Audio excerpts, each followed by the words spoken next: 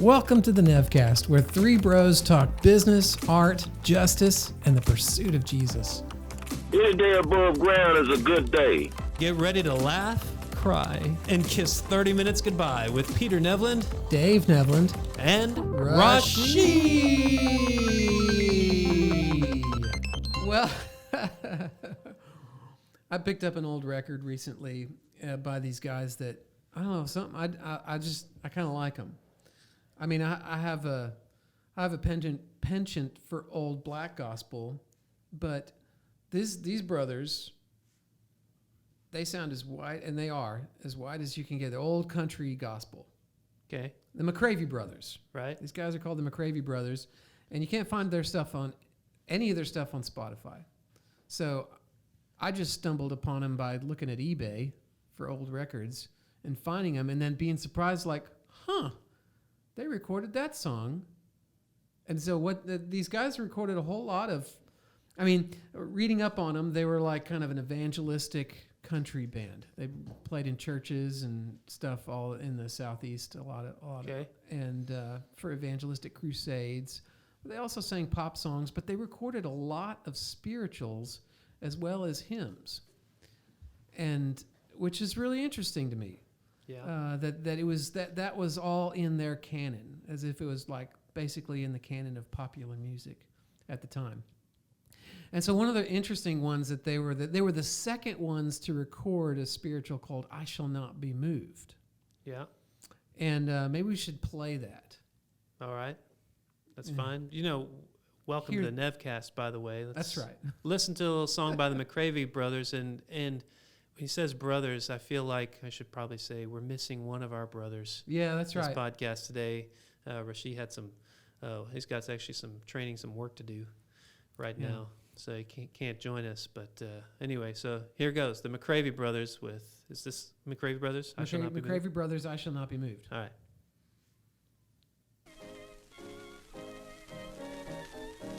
Piano and violin. There you go. Not the combination you hear as much today. True.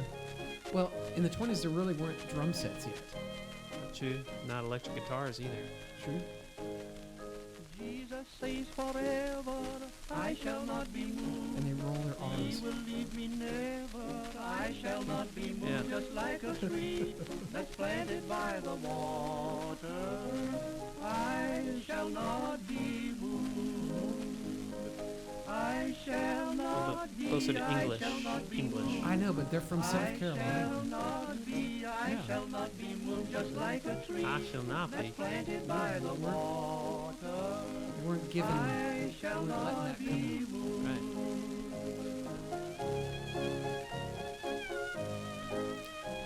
I think it's one of the McCravey brothers that's playing the violin. I don't know who's playing the piano. I feel like we should be watching like a silent movie or something. I shall not be moved.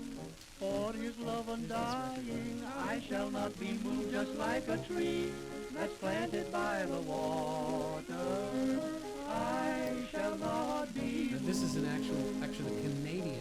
I shall not be. I shall not be moved. So, I mean, you know, something in me sort of expects that at some point there's going to be like the breakdown, drums happen, and then it's like, boom, boom, cha, yeah, I shall not be moved. Right. So real straight ahead. I mean, Straight ahead. It's a spiritual. I mean, it should have some sort of soul to it. So let me ask you. So what is it about this that grabbed your attention, got you so interested in them? Was it the sound? Was it some way that, or is it the actual song that they were singing? I like the song, You like the song? and I think it's cool that they wanted to record it, and they used it, and they thought it was a good enough song to use in evangelistic meetings. But they were the second ones to record it. This song didn't come from them. It wasn't necessarily a popular song. Well, it would have been a popular song, which is also interesting. It existed. I mean, it started out before the Civil War at some point, okay, right? It's a slave spiritual for sure. right. That part is well known, but it was only by the 20s that someone first recorded it. Wow. Now, the first people that recorded it was a group called the Tascayana Four. Okay. And that's a black quartet. Right. That makes sense. It's a black quartet that is recording a spiritual. It seems like they should be the first ones to record that, right? Yeah. What gets me about this recording, though, we'll play that. They don't sound super soulful to me, Yeah. right? So Okay. there's a style that was sort of coming into play at that point. There was definitely people being recorded that didn't sound classically trained, but these guys kind of sounded classically trained. Here, pull up the Toscana 4, their version of "I Shall Not Be Moved." I shall not be moved. A cappella. I shall It was- not be. I shall not be moved. Just like a tree that's planted by the water. That's a dominant 7 chord. So you've got the blue note in their harmony. Yeah. King Jesus is my captain. I shall not be moved. My Lord, King Jesus A is little bit of lilt there. Yeah.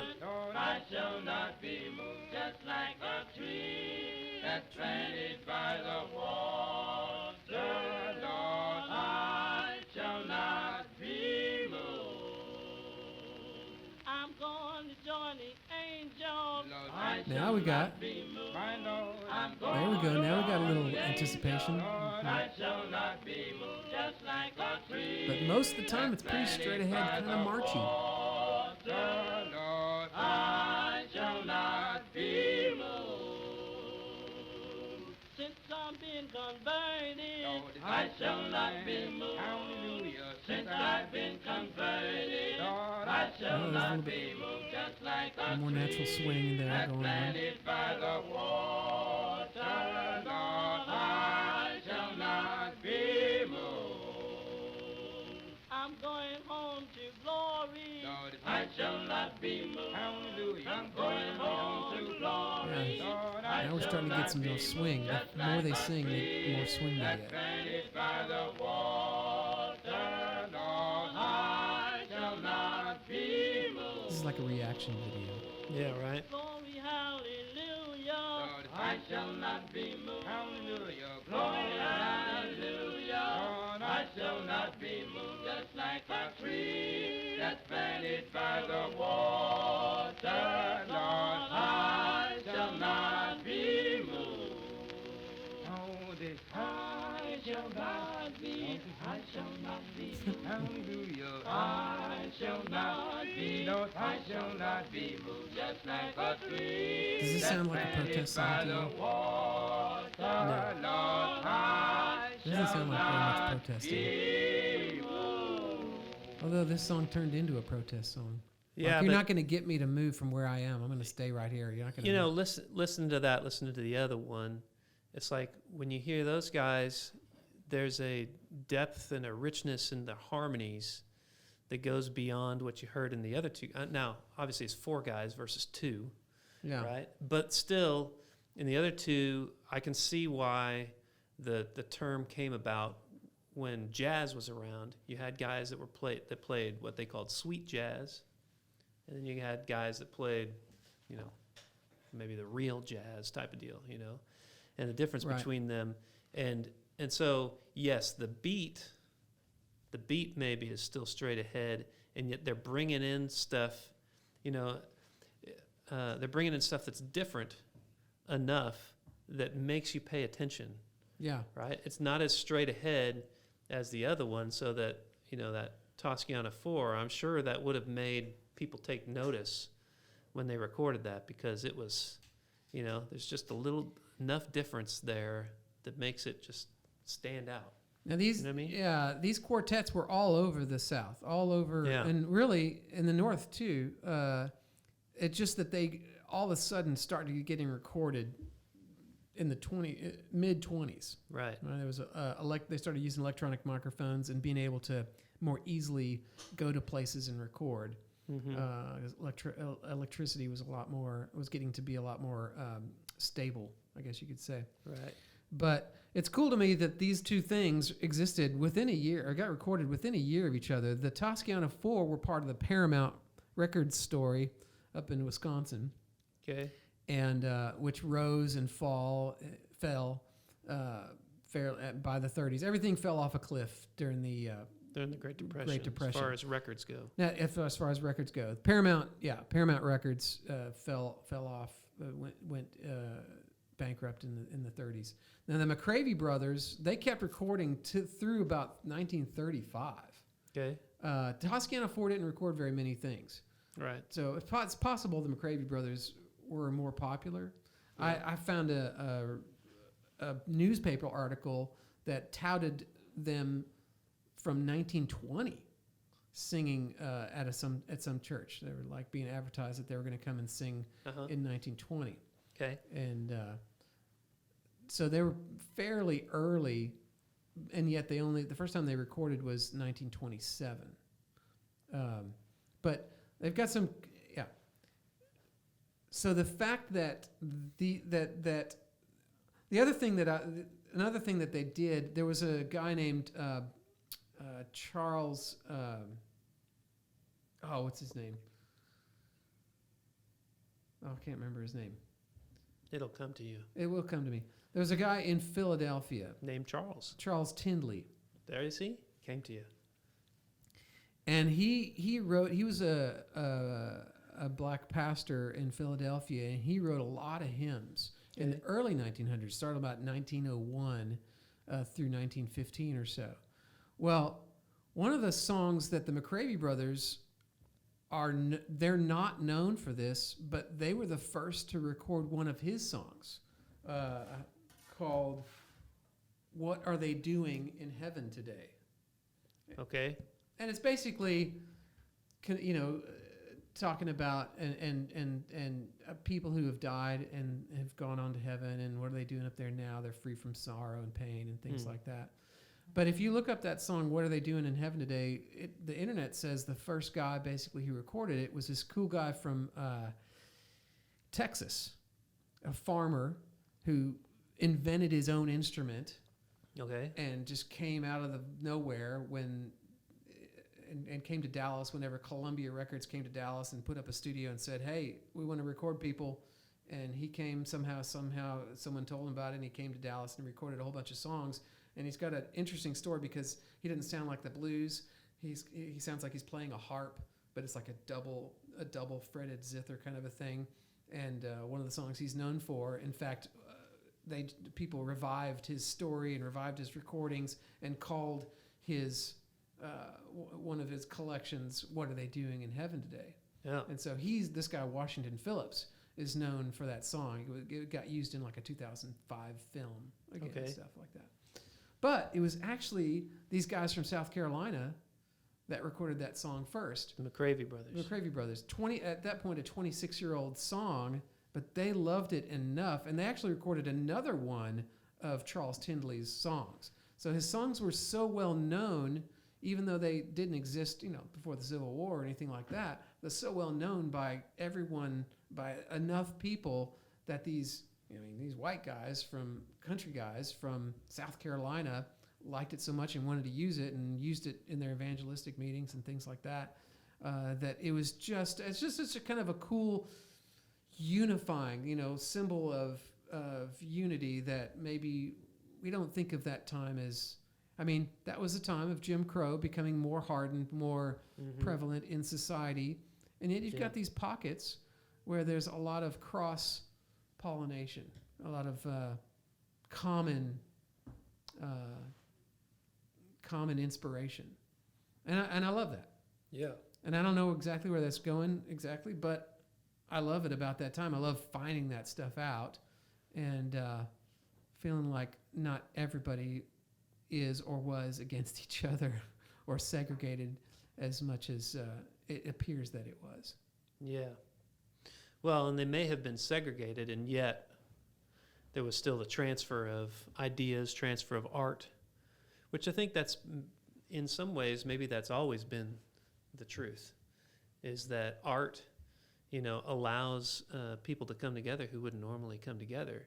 Because whenever just the way the brain works, when our brain sees something that's new, surprising, and different, and beautiful, all of a sudden we stop thinking about, is it right or is it wrong? Do I agree or do I not agree? and we just start going, well, I just enjoy this, Yeah. and so all the judgments and stuff fall away, which is Yeah. a good thing, Yeah. right? When it's used in that way. Yeah. Coming out of World War One, and even before, the biggest evangelist was Billy Sunday. Yeah. Right? He was traveling Right. all over the world. I mean, all over the country, although not so much in the South. But his music guy really liked spirituals. Homer Right. Roadheaver, and it was using What's that name? That's a Homer. Yeah, he was Homer. Well, Homer Roadheaver. I mean, jeez, man, that's like, somebody needs to name their kid that. Like, my son's name is Homer Roadheaver Nevland. There's people alive today that'd that be are amazing. descended from us. So you got to be careful. Well, it would be in tribute to that awesome name. No, I mean, that's an Homer Roadheaver. incredible. Yeah, incredible he name, was an interesting guy. He was an interesting cat too, but he loved spirituals, and because he said they just work better to bring the spirit to Yeah. a gathering. Right. He was the first person to integrate a quartet or a singing group. So he was the first person to put black and white together Oh, wow. to it was 6 people called the Wiseman Sextet. Interesting. Yeah. Way to go, Homer. Yeah. Good job, Homer. He kind of split with his evangelist friend Billy Sunday, but actually Homer Roadheaver was the first guy to travel over to the continent of Africa and study the different rhythms and melodies and try to figure out now where did these things come from? Wow. And way before it would have been into the 50s. I think he did that in the late 30s. But in the 50s or 60s is when a lot of that study started really happening. Right. And so he was way ahead of all of that. And he came back determining that the rhythms came from the continent of Africa, but the melodies came from Europe. Interesting. So yeah. the It's just combination of mix. that, yeah, he was one of the first guys to really put some effort and study behind spirituals, and he kind of gave his life a little bit for it because he caught an infection while he was over there Oh, wow. that took a few years, but it ended up being the thing that brought him down, sent him to heaven. Well, yeah, it's interesting, that whole music anthropology, the way mixture Right. happened, how did accordions get into, music that comes out of Mexico? That's true, I mean, they came from Germany. right? And Accordions did, yes. and the Czech Republic, accordions, right? So there had to be a migration, and there had to be, connection, influence, and then somebody picks it up and puts it in the same way here, right? You've got these rhythms and beats kind of coming in from influences from Africa, but then influenced by the European melodic structure, right, coming together, and we get the convergence of those two things, and something beautiful happens. Yeah, I mean, it's awesome the way yeah.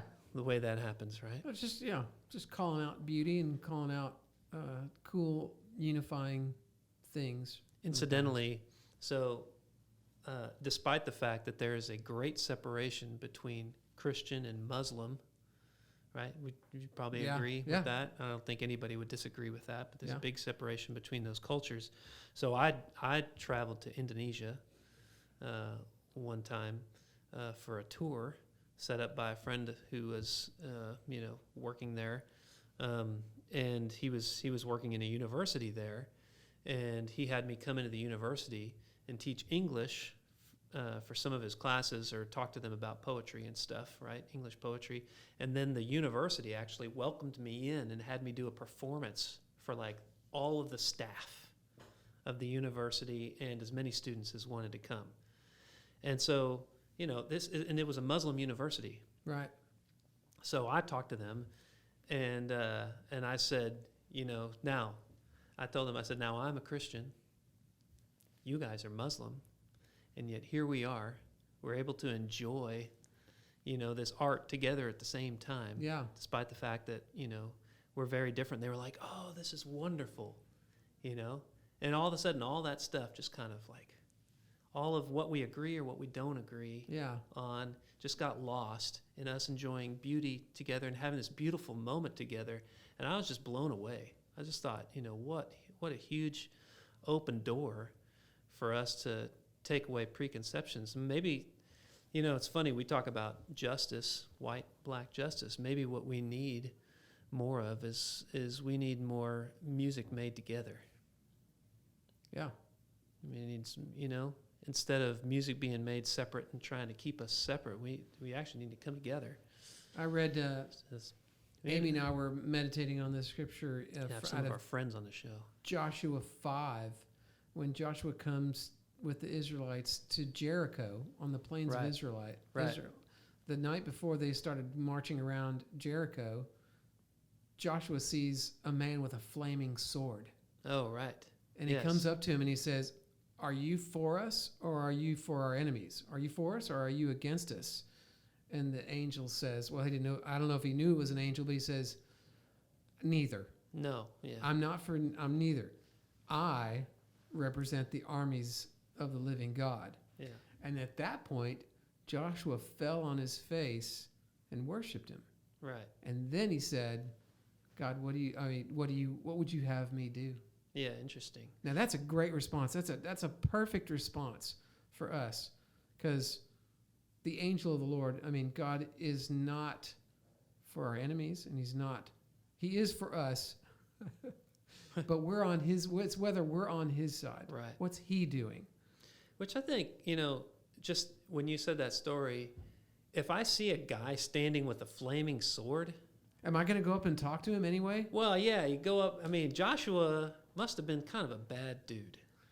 It's true. Like to go up to this guy and be like, "Hey, I'm on a mission. I know who I am. Who are you?"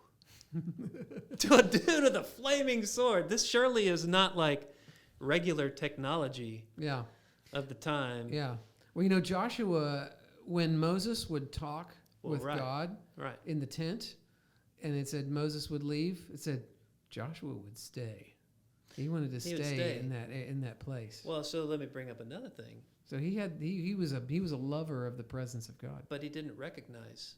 Why didn't he recognize him? If he spent that much time In the presence of God, and then he sees him, and it took him asking him questions, and then it took God identifying himself and saying, "Oh no, I'm the captain of the Lord of the armies of heaven. I'm the captain of I'm the Lord of hosts." For him to fall down on his face and say, "Oh my goodness," right? Worship him, and it just says like. But the angel never said, "Don't be afraid." Yeah, no. Like in other stories. No, he's so kind of like, wasn't really afraid. Be okay. Yeah, because Joshua wasn't afraid. Apparently, he wasn't afraid enough. He was one bad dude, right? And when he was like, "No, you're a bad dude. I'm a badder dude." Joshua's like, "Oh yeah, you are, right? I'm down." Yeah. And I thought that so that's an interesting thing there, but then it makes me think, if God doesn't show up how we expect him to, sometimes we don't recognize that it's God. Yeah. And if we're not open enough to ask the question, "Hey, who are you? Yeah. Can That's you right. show me who you are?" We might miss out. Yeah. Yeah. And we might take the wrong action. Come on. Right? Because there's so often I think that people hear. I've seen this happen a lot of times. I've seen a prophetic word be delivered to people, and they didn't listen to it because it didn't fit their culture.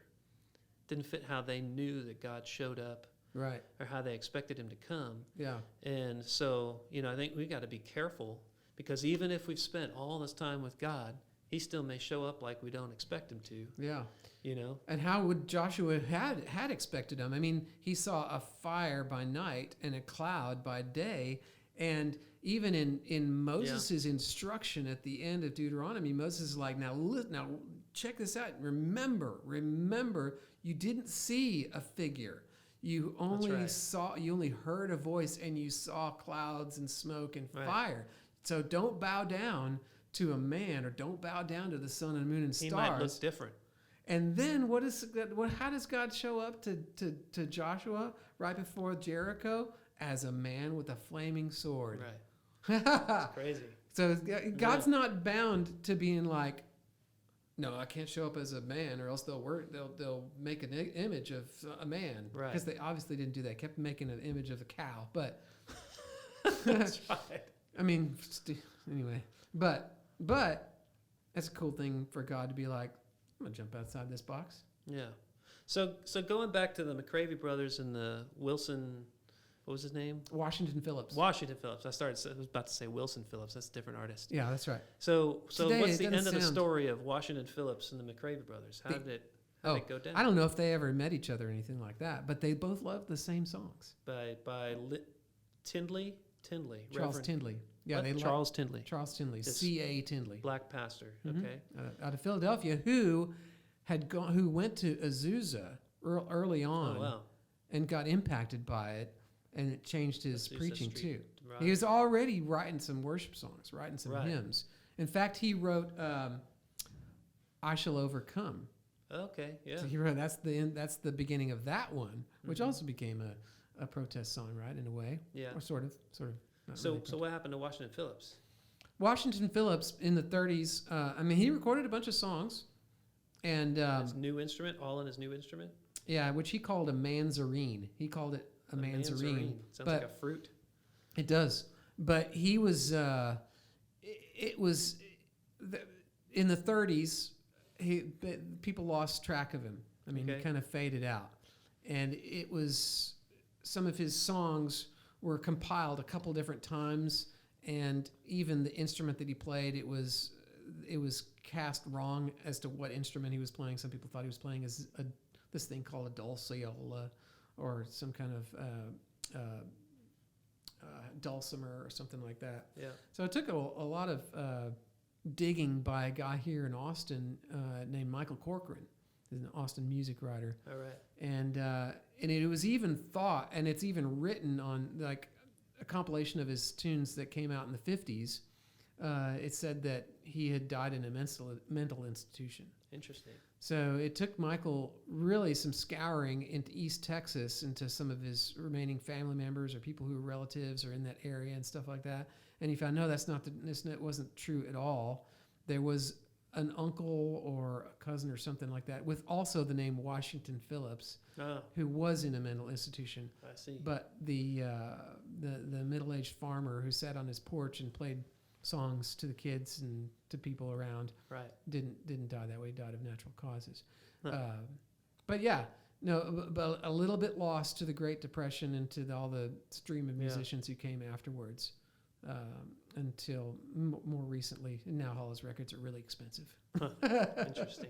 Well, and you wonder. But he just has if you hear Washington Phillips, that you can definitely hear the presence of God in his stuff. It's so sweet, so sweet. The songs that came out of him.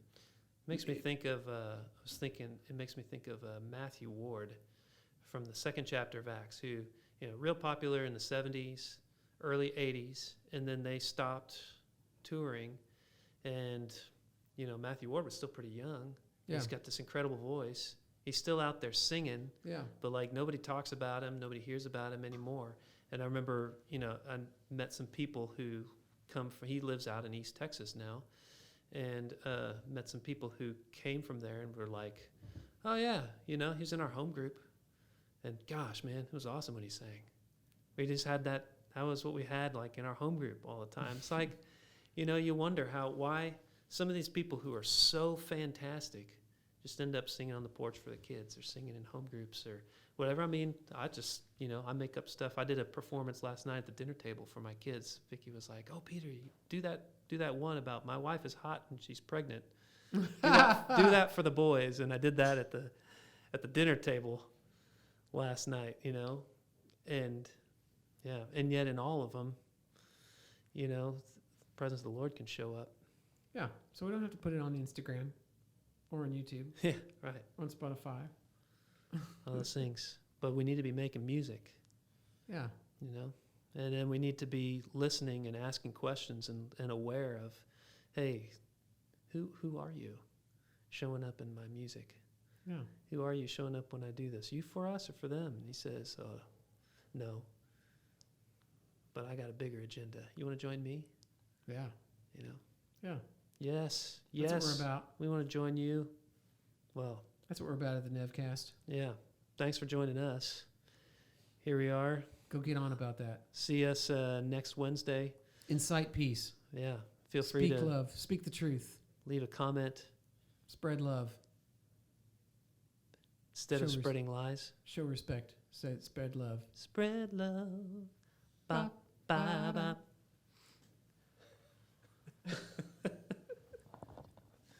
That's it for the Nevcast this time. Join us next week when we talk justice, business, and art in pursuit of Jesus. We will see you soon.